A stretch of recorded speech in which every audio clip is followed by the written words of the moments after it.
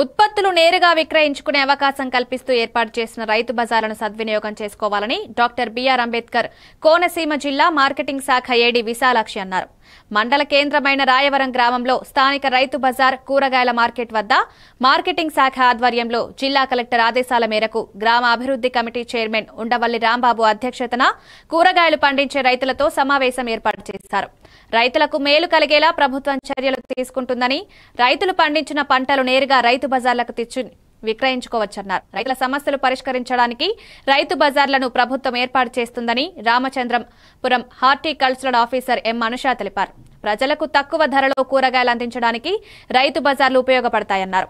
గత కొంతకాలంగా మూతపడిన రైతు బజార్లను ప్రభుత్వం తిరిగి ప్రారంభిస్తుందని, దానికి రైతులందరూ సహకరించాలని, రైతు బజార్లో ఏ విధమైన ఏర్పాటు కావాలన్నా ప్రభుత్వం చేయడానికి సిద్ధంగా ఉందన్నారు.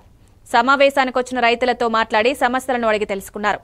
రాయవరం రైతు బజార్లను అందుబాటులోకి తేవాలని రైతులను కోరారు. అందుకు రైతులు సానుకూలంగా స్పందించారు. రెగ్యులర్ గా మనకి కంటిన్యూ అవుతున్నాయి. ఈ రాయవరంలో మనకి రైతు బజార్ 2022 సంవత్సరంలో మనకి ఓపెనింగ్ జరిగింది సార్. అట్లనే కొంతకాలం విజయవంతంగా సాగుతూనే తర్వాత కొద్దికాలం మూతపడింది.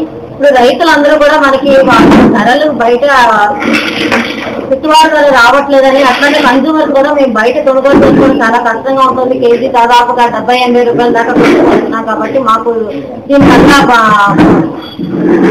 కంటిన్యూ చేయమని, అట్లానే ఆల్రెడీ రీఓపెనింగ్ చేయమని మనకి అందరూ కూడా అభ్యర్థిస్తున్నారండి.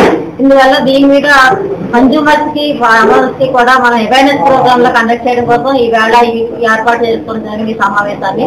ఇందులో మనకి ఇందువల్ల దీని మీద కన్జ్యూమర్స్ కి కూడా మనం అవేర్నెస్ ప్రోగ్రామ్ లో కండక్ట్ చేయడం